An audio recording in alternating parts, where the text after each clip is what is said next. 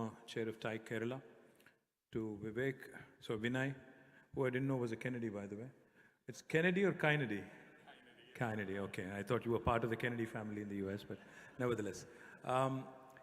Thank you to Anisha, for moderating our session. I think I pretty much said what all I wanted to say, but two things I'd like to add quickly. Like I quickly mentioned, Kerala has a lot of promise, and I think all of you are firmly aware of that. I don't think I need to reiterate that. But I do also sense a bit of a frustration, a bit of despair when it comes to drawing comparisons, drawing, probably a little bit of a relative theories in terms of comparisons with nearest neighbors, say, those in Karnataka, those in Telangana, those in Tamil Nadu, etc., etc.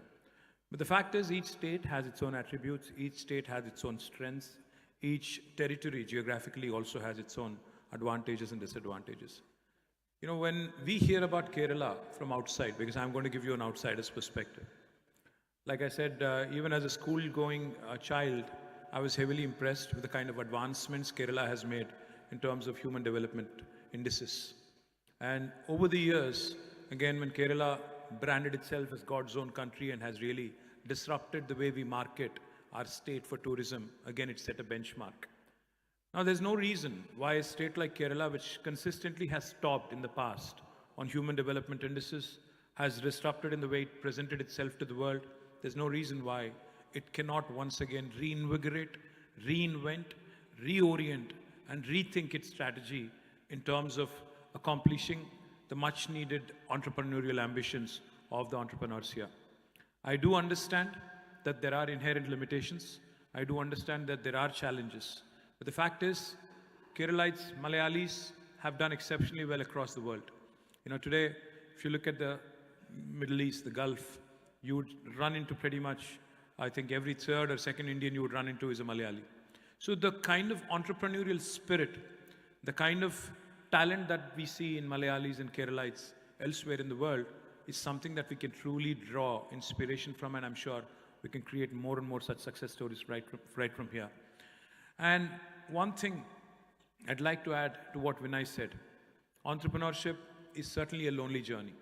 And most of entrepreneurial success stories that you would hear, especially in a country like India, are despite the government, not because of the government. They're mostly despite the government.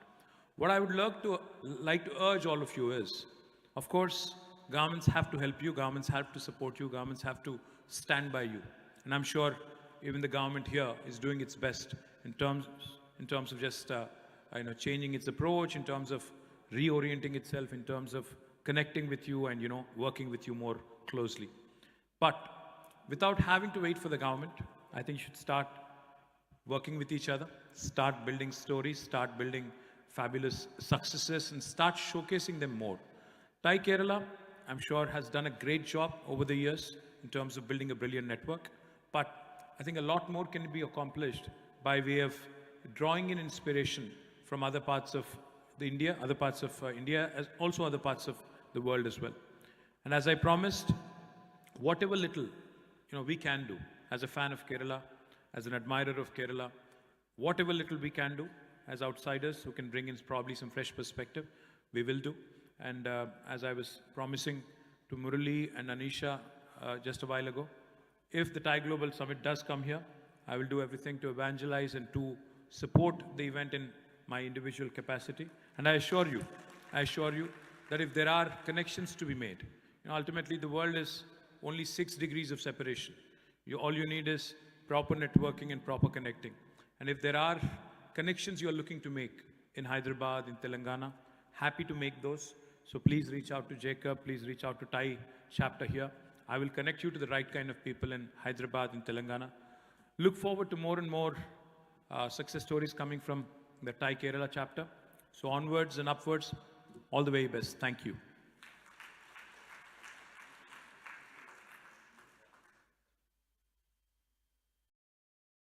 Over to Vinay.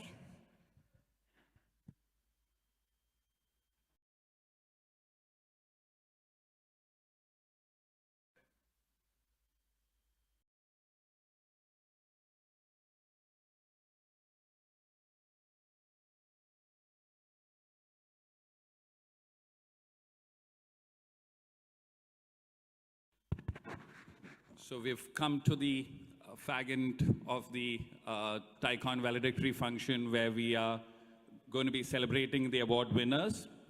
We're going to start out and continue once the minister also reaches. So we'll probably start out.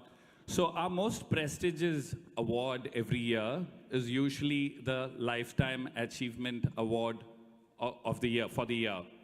And this year, unfortunately, our award winner is not here today. But it has been a very fulfilling process for all of us at TiE, because the jury happened to select TiE's own founder president for the Lifetime Achievement Award of the Year 2024.